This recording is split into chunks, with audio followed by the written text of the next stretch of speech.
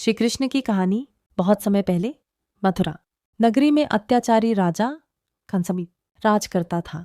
वह अपनी बहन देवकी और उसके पति वसुदेव को बहुत प्रेम करता था।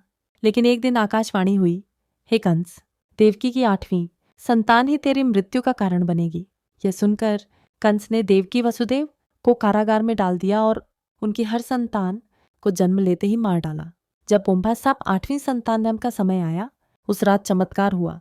भगवान विष्णु स्वयं प्रकट हुए और बोले, मैं तुम्हारे पुत्र रूप में अवतरित होऊंगा, तुम मुझे गोकुल वन में नंद बाबा शयन के यहाँ पहुंचा दो। उस रात जेल के द्वार अपने आप खुल गए, पहरेदार सो गए और वसुदेव ने बालक कृष्ण को टोकरी में रखकर यमुना नदी पार की।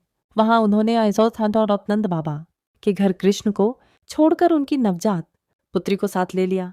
जब कंस ने उस बालिका को मारने की कोशिश की, वह योगमाया भोज बनकर आकाश में चली गई और बोली, तौलियत हो, हे कंस, तेरा विनाश करने वाला जन्म ले चुका है। तौर्यौभया गोकुल और वृंदावन की लीलाएं। गोकुल में कृष्ण यशोदा के लाडले बने।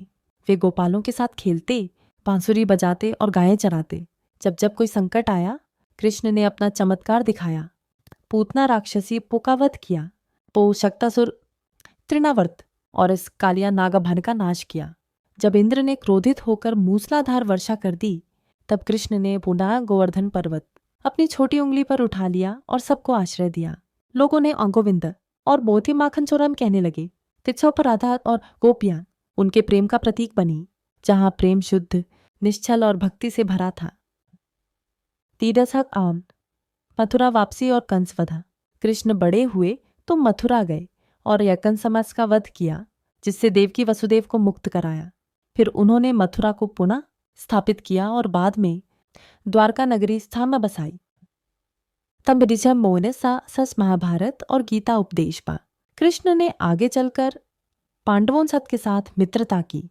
जब कौरवों सब और पांडवों सब के बीच युद्ध हुआ, तो कृष्ण ने अर्जुन के सारथी बनकर उन्हें गीता का उपदेश दिया। उन्होंने सिखाया, कर्म कर, फल की चिंता मत कर, धर्म के मार्ग पर चलना ही सबसे बड़ा कर्तव्य है।